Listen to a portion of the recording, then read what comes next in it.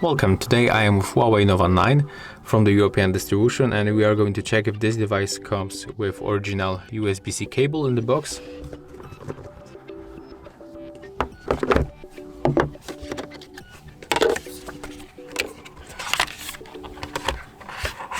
Okay, so as you can see in this place, yeah, we can find the USB-C cable.